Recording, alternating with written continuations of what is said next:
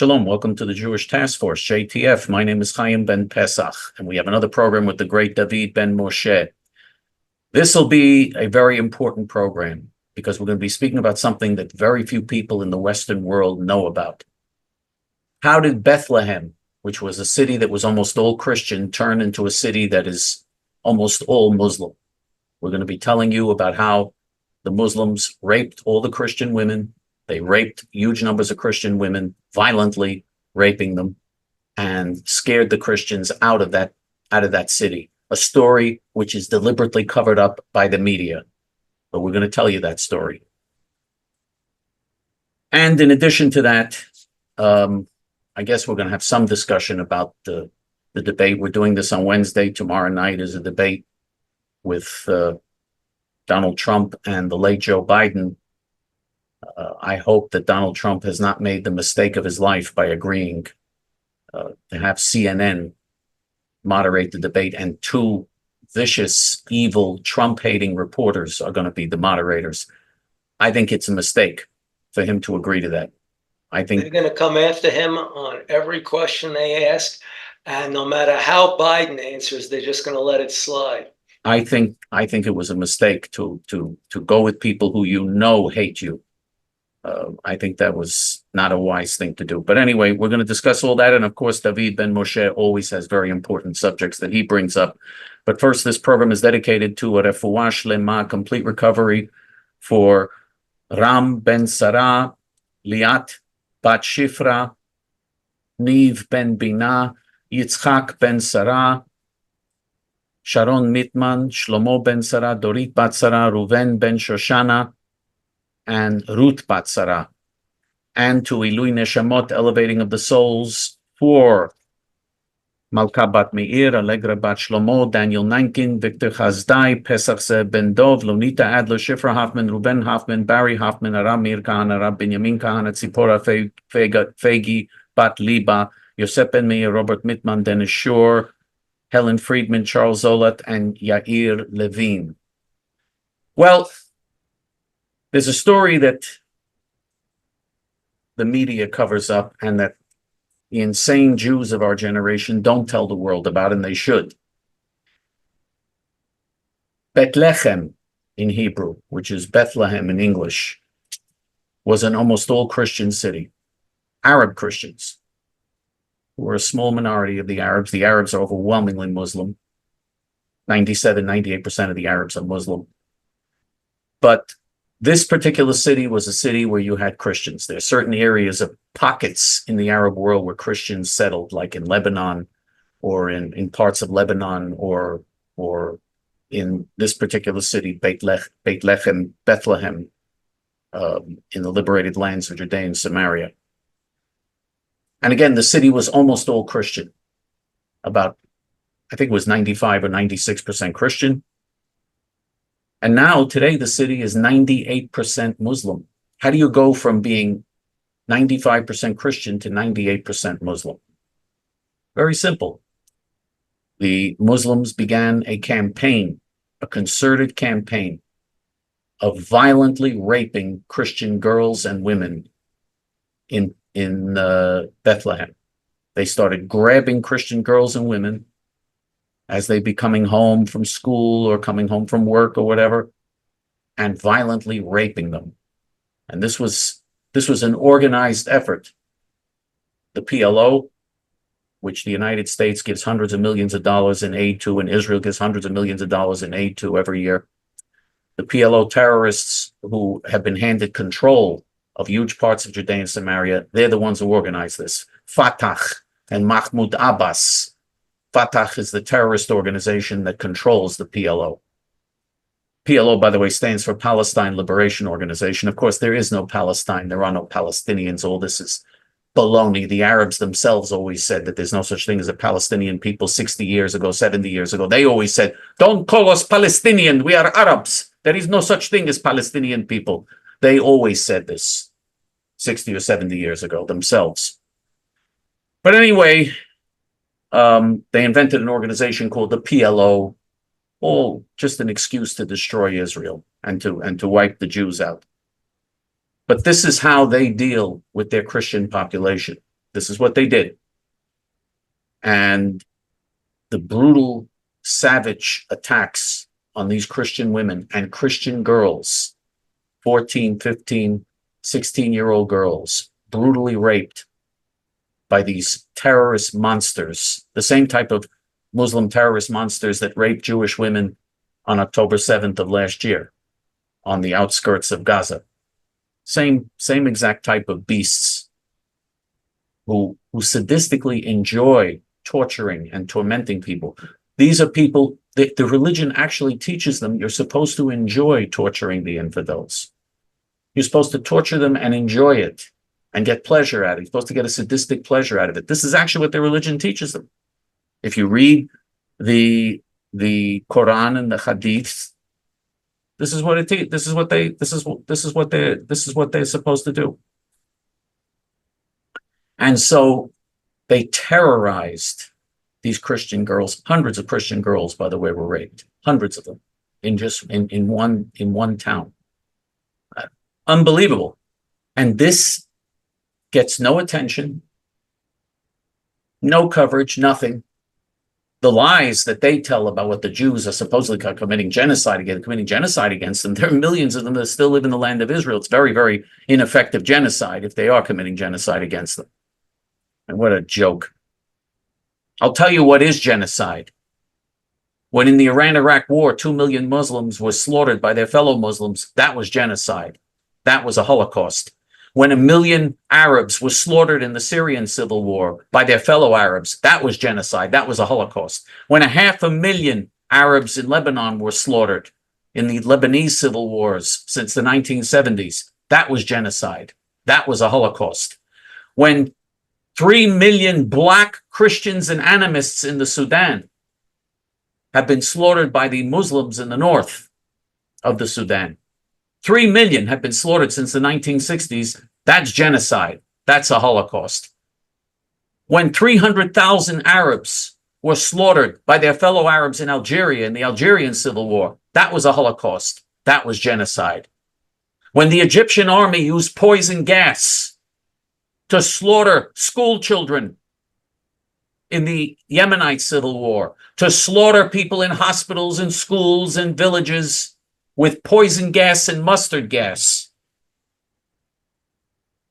All, by the way, weapons that are outlawed, that are supposedly outlawed. When that happened, that was genocide. When Israel defends herself against those who want to commit genocide against 7 million Israeli Jews, because if Israel didn't defend herself, 7 million Israeli Jews would be annihilated. And so what happened in Bethlehem is just an example of what will happen everywhere if we ignore the threat of Islamic terrorism, Islamic Nazi terrorism. In Lebanon, what happened in Lebanon? Why the nation? There was never a nation of Lebanon. The term Lebanon is in the Bible, but it's not. There was never a nation of Lebanon that was part of Syria. The French carved out this little country called Lebanon out of Syria. I say little country, it's almost as big as pre-1967 Israel, which is also a very little country. But compared to Syria, it's very little. And compared to other Arab countries, it's very little because the Arabs have huge amounts of land. And the whole world demands that Israel give up the little land they have. What an insane, unfair, Nazi double standard. But anyway, in Lebanon, the French created Lebanon in the 1940s. Why? Because they knew that you can't have Christians living as a minority in a Muslim country. Eventually they'll be slaughtered.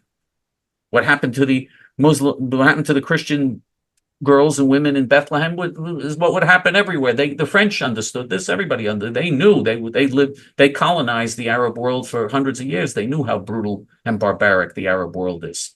And the same thing with the British understood that. So they created this country called Lebanon, which was supposed to be a Christian country, and it was majority Christian. It was about 60% Christian in the 1940s when they carved it out. Today, the country is 70% Muslim. They've slaughtered so many Christians and terrorized so many Christians and raped so many Christian women and girls whose families fled in terror that now the Christians have gone from 60% of the population to 30% of the population. And that's despite the fact that when the Christians were a majority and were ruling over Lebanon, Lebanon was a very prosperous country. When the Muslims took over, of course, now there's starvation there, and desperation and destitution.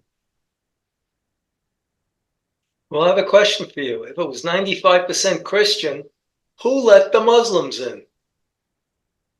Israel.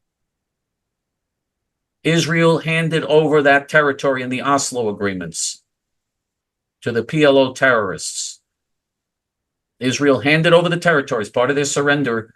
The Israeli leaders have been surrendering. They handed it over and they told the PLO, you're now the police. By the way, the PLO police went around raping all of these Christian girls and Christian women. The Israeli government surrendered all the big cities in Judea and Samaria and handed it over to the PLO terrorists and to the Muslims, because they said this is going to bring peace and that this is going to end the conflict. And we saw what happened. We saw what happened. By the way, where are these Christians now? They all fled the land of Israel. They're out. They fled. They're never going back. They're not going to live. They are not going to live together with Muslims. They will never live together with Muslims. The thing is, Western governments, Christian governments, they don't understand Islam. And the reason they don't understand Islam is because they don't want to understand Islam.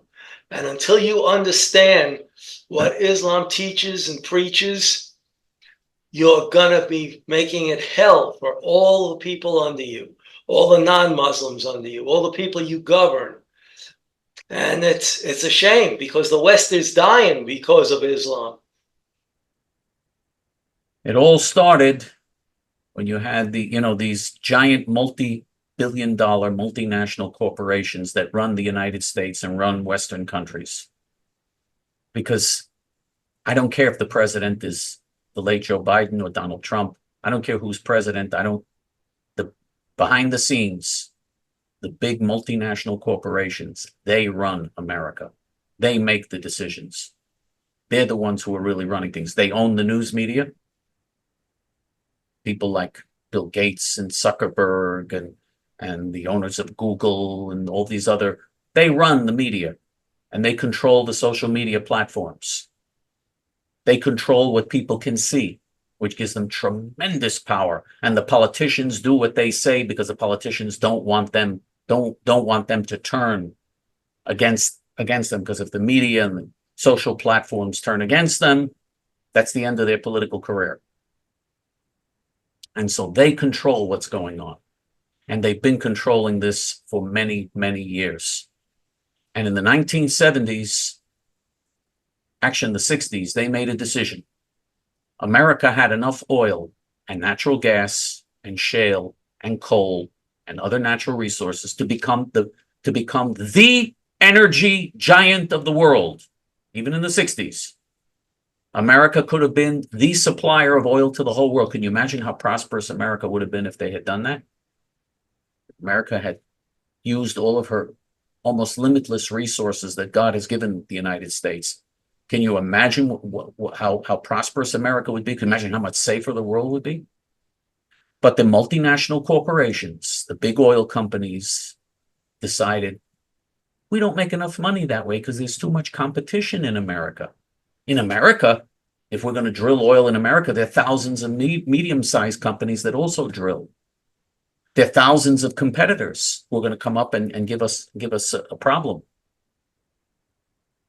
We like doing business with Saudi Arabia, for example. Saudi Arabia, Iran, all of these other countries with oil, the Muslim countries with oil. We prefer doing business with them because there you have one dictator. You pay him bakshish, you bribe him. And you have access, you have monopoly, you have access to all of it. You do all the drilling, you get all the money, you line your pockets with billions and billions of dollars that American consumers have to pay outlandish prices for. You line your pockets with all this money. Of course, you pay off not only the dictator, you pay off the local country and the media and the army there and everybody else there. and you enrich that Muslim country so that they can build nuclear bombs and build weapons of mass destruction and fund terrorist organizations. You fund all of that. You help them with all that, and you don't care as long as you're making money, as long as you're making a profit, you're happy because you make much more money that way because there's no competition in Saudi Arabia and there's no competition in the Persian Gulf oil producing Muslim Nazi countries. There's no problem there with having to worry about the different laws of 50 states in America. You have 50 different states with all these laws and all these tax rules and regulations and all these bureaucracies. You don't have any of that in these countries. In these countries, if anybody gives you a problem, they'll cut their throat. You're giving them money, you pay them off, they'll cut their throat. There'll be no problem. And so what happened? Look at how we're not allowed to drill in Alaska. It's not just the ANWR, which was a big debate when George Bush was president. The whole state is sitting over a sea of oil. And then the biggest sea of oil is under the Rocky Mountains, and we're not allowed to touch it. The estimates are it's twice what the entire Middle East has, but we're not allowed to touch it because if you free up that oil, the price will come plummeting down. And also, as far as big oil is concerned, again, big oil would have a lot of competition in America because in America you have entrepreneurs, thousands of entrepreneurial companies that are going to compete with them, that are going to do their own drilling. And so it's a problem for them because, I mean, they would still make money. They would still make money, but they wouldn't make the huge, massive windfall profits that they've been making for decades. The huge amount of money they've been making, they wouldn't be making. And so they deliberately took over American foreign policy and directed America toward dependence, toward unnecessary artificial dependence on Muslim terrorist sources of oil.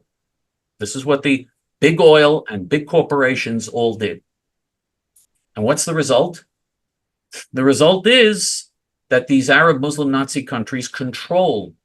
Now they buy up American companies, and now they control what happens in the stock market and they have huge control over America's economy and over America's destiny and over American politics.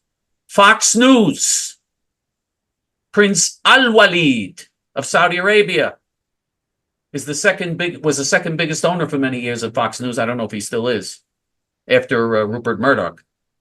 You were not allowed to criticize Islam or Muslims on Fox News. You'd be censored on Fox News. They bought into everything and everyone. You have news, then you have what you call news wires, where local media and everybody else gets their media feed from, where they get their media information from, like United Press International, which has been bought completely by the United Arab Emirates. The Associated Press, 50% owned by Arabs. All the news wires, they bought up. Reuters, they bought up everything. And so they use their tremendous power.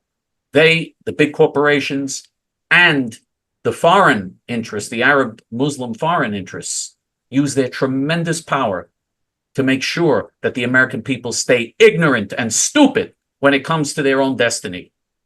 America could be the powerhouse of the world economically, in energy, in every area. America has the resources to do it and the ingenuity to do it.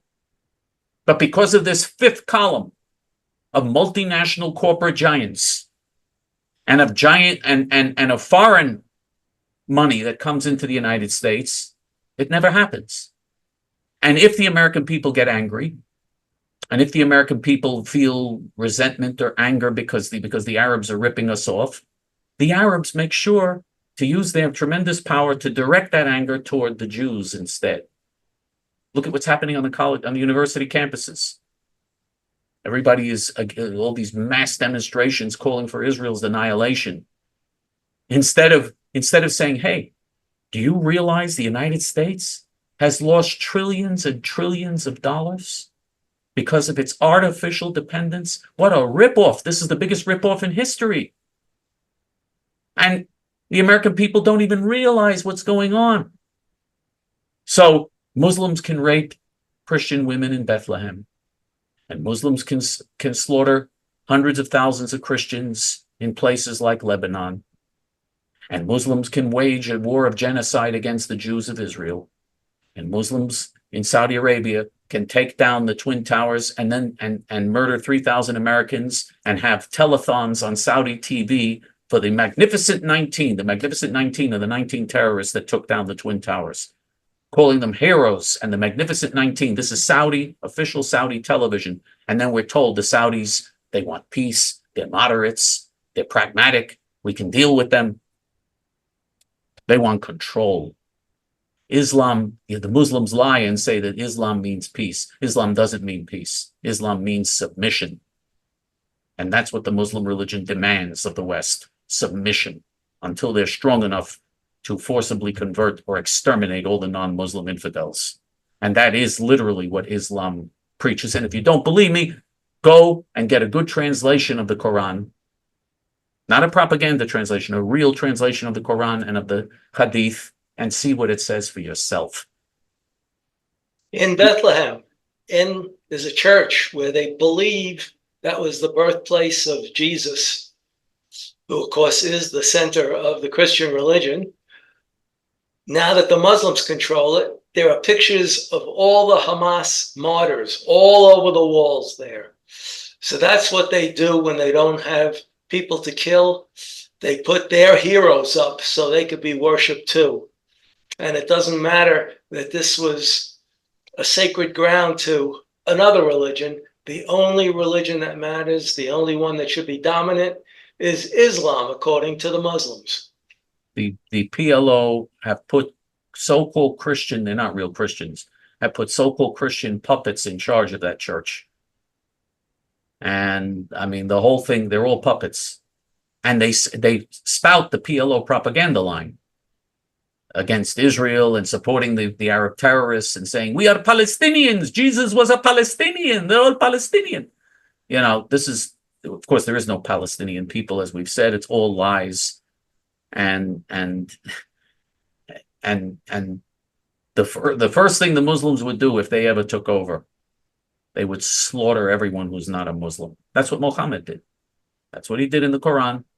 That's what he did that's what he did in Islamic tradition. And doing what he did is what what Muslims are commanded to do in their religion. And so this is where we stand. And the only ones who dare to tell the truth, you're looking at one of the few groups that dares to tell the truth. We do, and the Hilltop Youth. If you want to give the Muslims, all these Muslims who have murdered so many innocent people and raped all these innocent women and committed so many cruel atrocities, if you want to give them a gift they'll choke on, let's help the Hilltop Youth. That's one group the Muslims do not like to deal with. Those are infidels they don't like dealing with. That's a real problem. Those are real problem infidels. And as I mentioned last week, I can't put I don't think I could put the clip on our program because Al Jazeera, I think, puts copyright restrictions on someone trying to copy their interviews. But I would like to put the program. There is a clip showing them where they say that because of the Hilltop Youth, half of the population of Burqa and other cities have fled because of the Hilltop Youth. And they're talking about how terrible it is and how, of course, I enjoyed watching it. I thought it was wonderful. But anyway, let me just. Anyway. Hey, let me interrupt for a second. I don't know if my camera is picking up this noise, but I've been calling a gardener who's been promising to come. He's supposed to give me 2 free cleanups.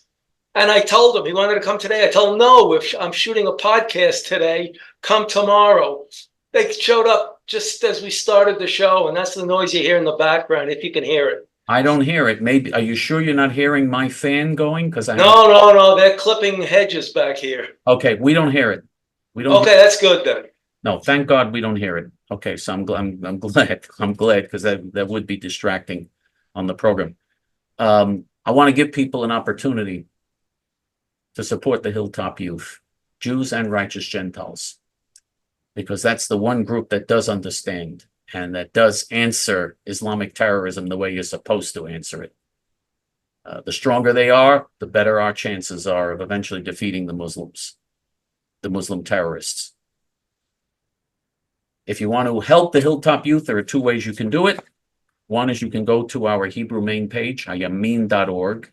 There's a big donate button in English on top. The page is in Hebrew, but there's a big donate button in English on top. You click on the donate button in English and you can very easily and conveniently donate online to the Hilltop Youth, hayamin.org. If you don't want to do it online, if you want to do it through the regular mail, you can do that by making checks or money orders out to J.T.F. and sending it to our P.O. Box, J.T.F. P.O. Box 650327, Fresh Meadows, New York, 11365. It's really essential. And I just want to mention one other thing. We're doing this program on Wednesday, and the day after this program is supposed to be the first debate on June 27th. The program we're doing is now June 26th when we're recording this program. On June 27th in the evening, Donald Trump is supposed to debate the late Joe Biden. He agreed to debate on CNN, which is one of the most vicious, evil media outlets you could possibly have. I mean, a Bolshevik propaganda outlet that hates him and that preaches hatred against him day and night and lies about him day and night, and that tries to cover up and prop up the late Joe Biden. It's really, I don't know why he agreed. He, by the way, Trump, used to complain and say the Republican National Committee should never have agreed to accept debates on NBC and on these other. Remember, he in 2016, I don't know if you remember, he complained about it. He said that we should never have agreed to this, and he's not going to agree to this ever again. This was in 2016. As a candidate, he was complaining about it. And then in 2020, the Republicans said, never again with this, no more of this. We're going to find neutral or maybe moderators from Fox. The Republican Party is just useless. It's not by the way, the Republicans did it because Trump, by 2020, he was president. He had complete control of the Republican Party. He controlled the Republican Party completely from top to bottom. And that's why they made those statements in 2020, was because of him complaining about it. And now he accepts a debate on CNN, the Communist News Network, on CNN. And I mean, I hope he's not making a fatal mistake here. And who are the two moderators? Jake Tapper and Dana Bash. You couldn't get two worse self-hating Jews, both of them self-hating Jews. You could not get two worse self-hating Jews than these two beasts.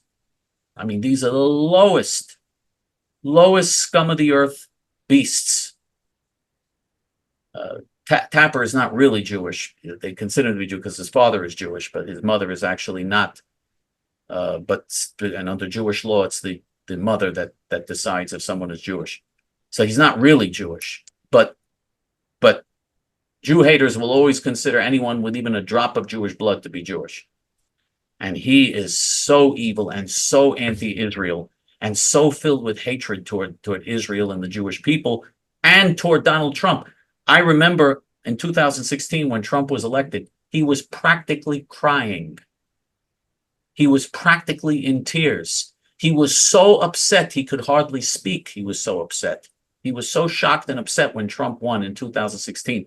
This is going to be one of the two moderators?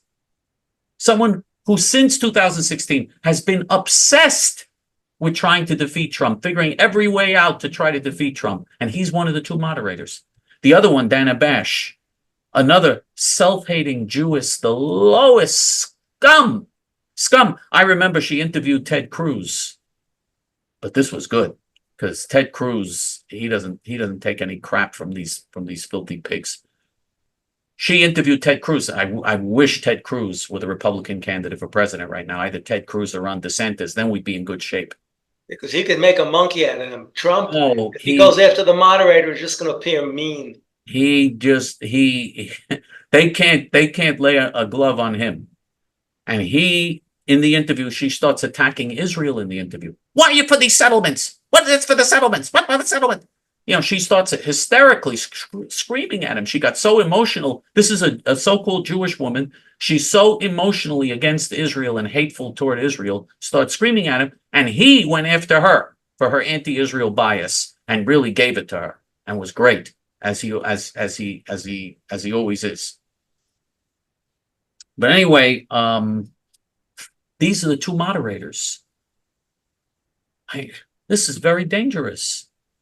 According to the current polls, Trump and Biden are in a statistical tie. One poll came out that showed Biden with a 2-point lead last week. Other polls have shown Trump with a 1-point lead, or the two of them tied. Very, very close race. In a close race like this, you're going to take a chance like that going with such biased people? Now, I know that Trump was very anxious to get the late Joe Biden into a debate. He figured getting the late Joe Biden, the American people will see through this. I don't know. The American people are so dumb. I know I'm not supposed to speak like this. It's true. No, I'm not supposed. They are so dumb. I don't care if people like it or don't like it. Let me tell you something. Majority of you voted for Barack Hussein Osama in 2008 and in 2012. That's who you elected president, a black Muslim anti-Semite and racist and America hater who supports Louis Farrakhan, who does pictures together, pictured selfies with Louis Farrakhan, smiling with Farrakhan and shaking his hand and going to his rallies. That's who you support. Someone, Farrakhan, who says the entire white race is a devil race that has to be exterminated. Farrakhan, who says that Hitler was a great man and Judaism is a gutter religion and the Jews deserve another Holocaust. Farrakhan, who says there's a spaceship flying over the earth called the mothership. This is literally what he teaches. I mean, unbelievable, the ignorance and insanity. There's a spaceship flying over the earth. And when Allah gives the signal, the entire white race is going to be sucked up and exterminated by the spaceship. And the late Elijah Muhammad is the captain of the spaceship. This is what Farrakhan actually teaches. It's called the mothership. And it be flying over the earth. When Allah give the signal, the entire white devil race, you Caucasian devils, you gonna be sucked up on that ship, and that's gonna be the end of you, and we gonna take over. This is what Farrakhan actually teaches, and you elected Barack Hussein Osama, who is a Farrakhan supporter, as president. You put him in the White House for 8 years. You wonder why this country is going down the drain? How stupid can people be? And well, now you're going to find out in about a few more months how stupid people can be. I hope we don't find out, because let me tell you something. Now we're at the tipping point. If the late Joe Biden gets elected and that animal Kamala Harris, that filthy cackling whore Kamala Harris, who started her political career by sleeping with Willie Brown, the mayor of San Francisco, he was 80 and she was 40, and she was sleeping with him like a hooker, and that's how she climbed her way up the political ladder. She had a notorious affair with him at that time, and I mean, you're going to put the cackling hyena Kamala Harris, whose IQ is lower than that of the late Joe Biden, and Joe Biden is brain dead. And his IQ is the only person he could find who had an IQ lower than him was Kamala Harris. And she has her husband, Doug Emhoff. Well, I'm very concerned about the problem of anti-Semitism. But of course, we have to support the Palestinian people because they have a right to self-determination. This is what we have to have. After all, we have to realize that there's got to be a negotiation. Give peace a chance. This is the husband of this creature. And of course, she married him, of course, because he's a multimillionaire Jewish businessman from San Francisco. That's why she married him. Believe me, she didn't marry him for his looks. You can Google and see what I'm talking about if you want to see what I'm talking about. She certainly didn't marry him for his looks. And she and she's going to be in the White House with him. She's going to take over because the late Joe Biden's not going to survive another 5.5 years, another 4.5 years. There's no way. And she's going to take over and become president with her self-hating Jewish husband. You realize how dangerous this is? And you're going to allow this to be the future of the United States of America? I hope not. I hope not. David?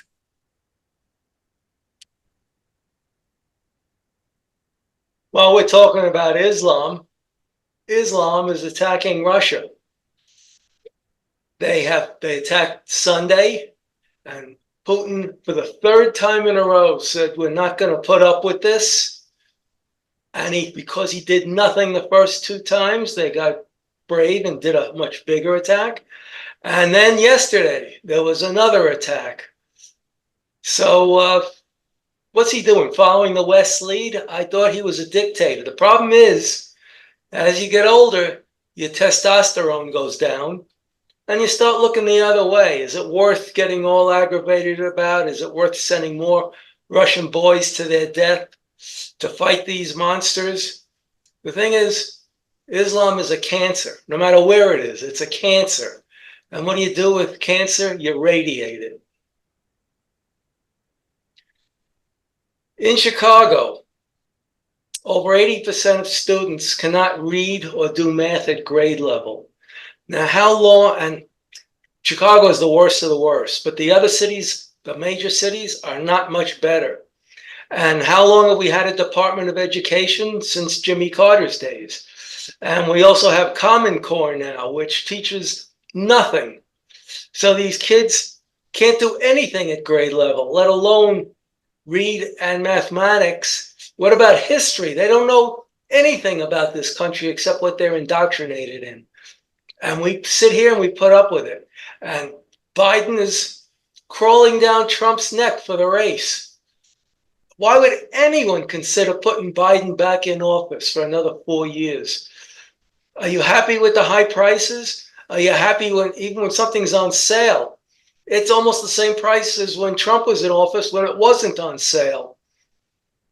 So this is what you want.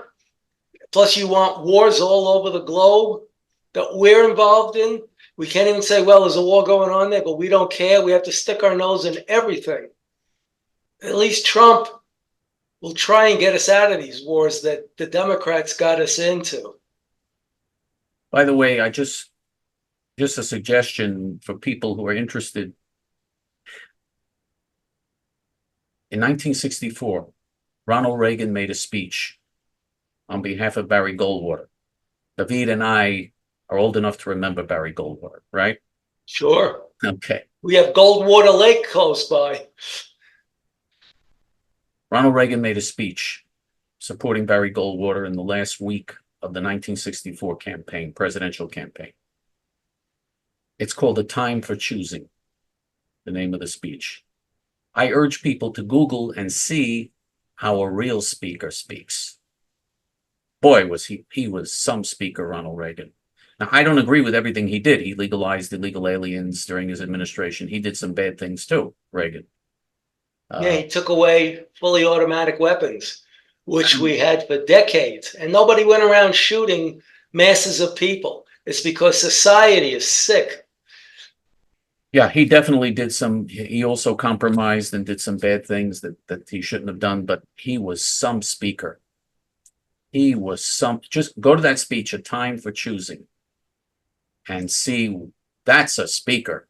That's someone that and I remember the debate in 1980 with him and Jimmy Carter, and we mentioned it on the program before. Oh, what a debate that was. He slaughtered Carter. And the media, by the way, after the debate, tried to make it sound like Carter won the debate. That was the famous debate where Reagan says, there he goes again. And the famous debate where he says, are you better off than you were 4 years ago? Where, I mean, everybody knew that we were much worse off after 4 years, which by the way, is something people should ask now with the late Joe Biden. Are you better off than you were 4 years ago? Obviously not. But he was so good in the debate, and the media right away said, no. Oh, Carter was, President Carter gave a great performance tonight, and this may really turn the race against Governor Reagan. This is the type of reporting they would, then they could, nothing, they couldn't, but no matter what, the American people saw through. And they said Reagan won the debate, and he wound up winning the presidency in a landslide. It was a close race, and they won in a landslide. Those were the days when we had a candidate that we could really say, wow, this guy is going to really give it to them. Anyway, just wanted to bring that up. It's called A Time for Choosing in 1964. If you want to see what a good speaker really sounds like. I'm sorry, David. No, go ahead. I remember when Reagan took out some change and he said, why is it inflationary if you get to keep this and you spend it, but it's not inflationary if you give it to the government and they spend it? Do you remember that was in that debate too? He just trounced Carter. And you know, when you lose an election, say you're president or governor or mayor, and you're only one term and you're thrown out by the people, it hurts. I don't know if you ever get over that. There was a women's race in high school. It was a big track. It could have been an Olympic track. Maybe it was at one time. I didn't know high schools have tracks this big. And it was obviously a distance race, because usually when it's like just 100 meters, they're all bunched up. But they were pretty spread out. And there was a man who claimed he was a woman, or I should say a boy who claimed he was a girl, because this is high school. And he won it by over 100 feet. So, you could turn around and the closest woman is way in the distance. After all the feminists fought to get sports on equal footing with male sports, or at least almost equal footing, now they let men come who just claim they're a woman. And in a few cases, when it came to contact sports, actually fighting, this woman who was a man cracked the skull in 2 places of a true woman boxer or kickboxer, whatever they are. I don't like kickboxing where they punch and kick. So for all of what the feminists fought for, you don't hear a peep out of them now, because you have the women on one side and you have men who claim they want to be women on the other side. Well, we have that in my gym at the corporate level. Where I live, everybody's old, so we don't have to worry about it. But I asked the manager, and he said, it's how you identify. So if I say I'm a woman, I can go into the woman's locker room. Not that there's anything in there I want to see. But he said, yes. Well, I told him, well, there's a parking spot right in front of the gym. It says motorcycles only. I told him, can I park my car there? My car identifies as a motorcycle. Can we count that as somebody who's identifying? He said it's okay with him, because it's actually, the parking lot is owned by an Indian reservation. Yavapai, it's one of the Apache tribes. There's a black conservative who used to write editorial in the Post, New York Post. I think that paper goes back to Thomas Jefferson. And every once in a while, he comes out with a gem. And this is his gem for a few months ago. No society ever thrived while it had a growing class of parasites living off those who produce. And that's what's happening here. Our society is going down because the parasites outnumber those that are producing. If I was in charge, unless you were retirement age, or you were chronically ill, or a veteran with PTSD, you would be producing. Even if you're a totally uneducated moron, you could watch your neighbor's kids and your neighbor will pay you while your neighbor goes out to work. It doesn't matter what your education level is, there's always something you can do to earn your own money instead of sponging off the government. We have construction sites, and if you ever notice, the construction site is usually 100% men, but every once in a while you'll see a woman, and on a construction site, there's something a woman can do. You usually see them holding the go slow or stop sign and directing traffic, because the work is heavy and it requires the strength of a man. When they invaded Normandy during the Second World War, each infantryman jumping into the water was carrying 80 pounds of equipment. Now, there are some women that are barely 80 pounds if they're small enough. How could a woman do that? So there is specific work for men and there is specific work for women. And I'm glad to announce that Louisiana wants to put the 10 Commandments in every classroom.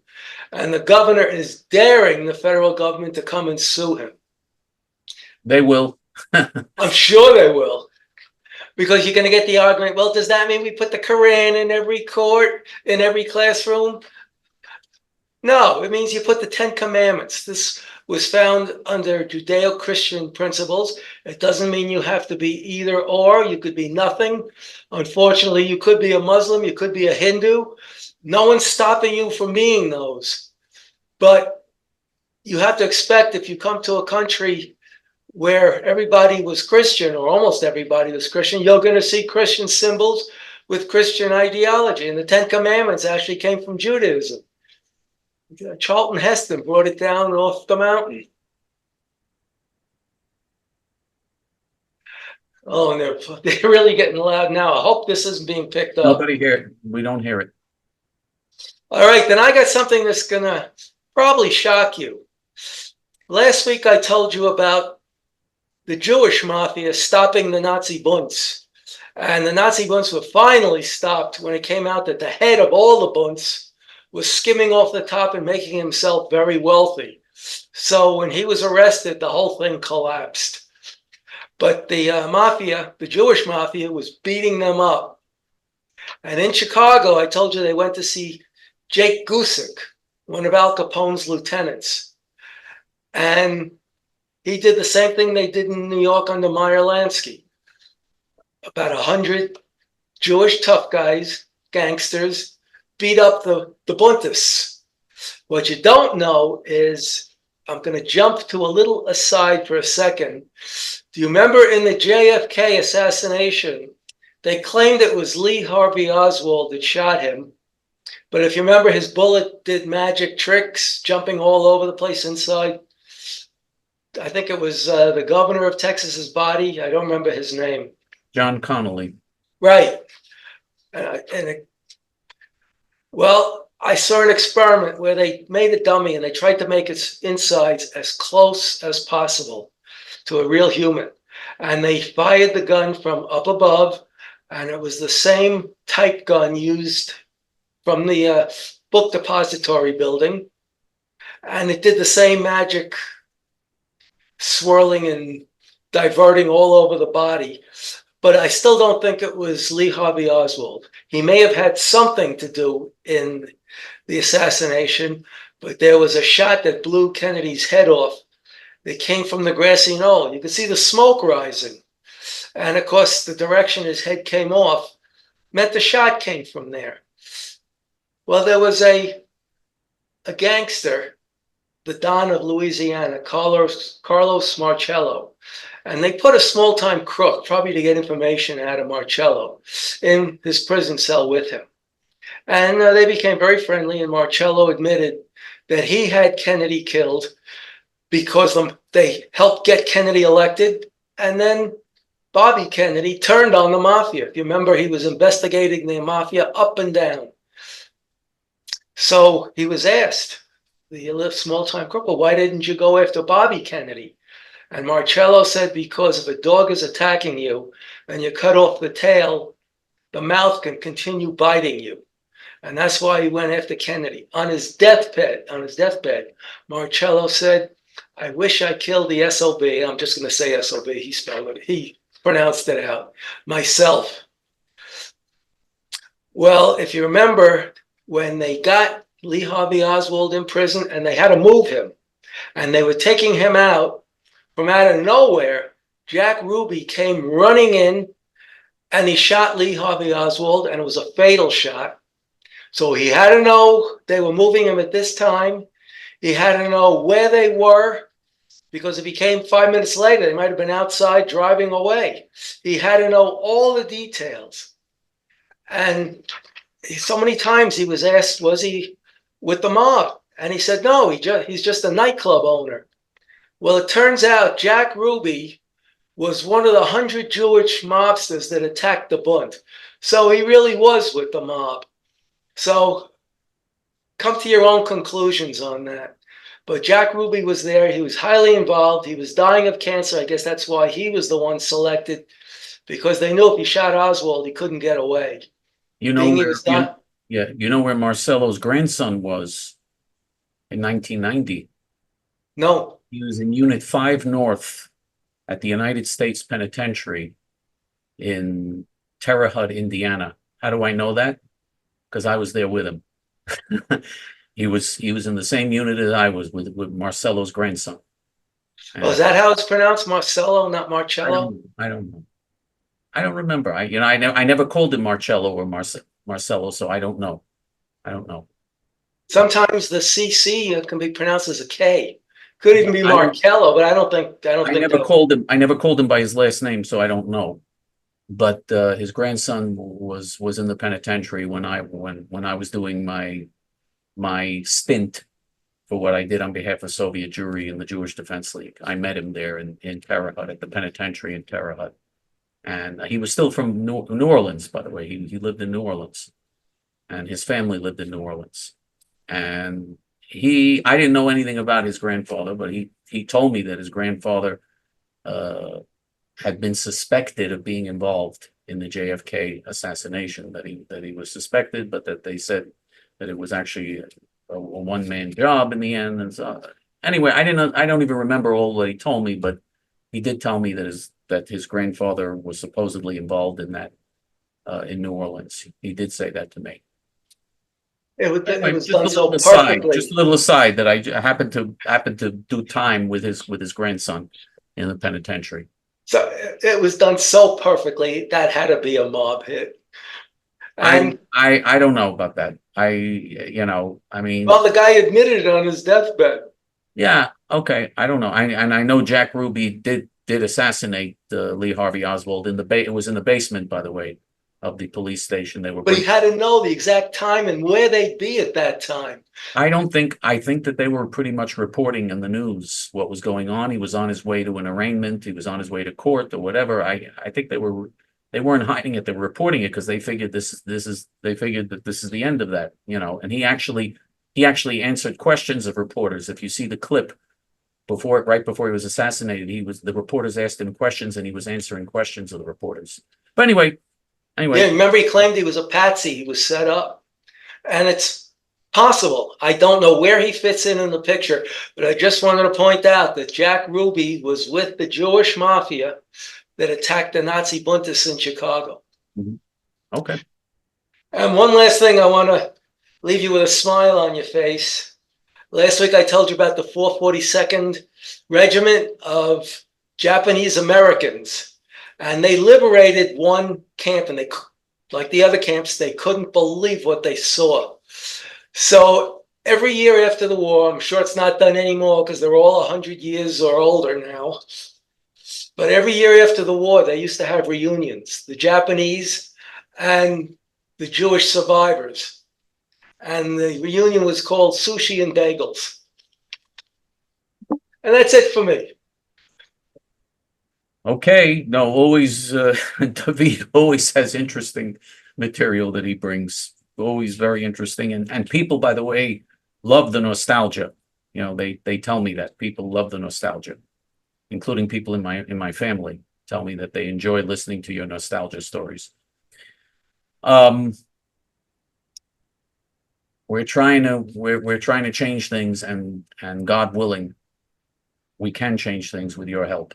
Help us, get involved with us. Let's make a difference, because this is a critical time, and we can make a difference. We were put into this world to make a difference, and we can make a difference in this world if we get involved and if we do everything that we're capable of doing. And you can do it through J.T.F. In your heart, we're right, and in your guts, they're nuts. For J.T.F. until next week, this is Chaim Ben Pesach. Shalom.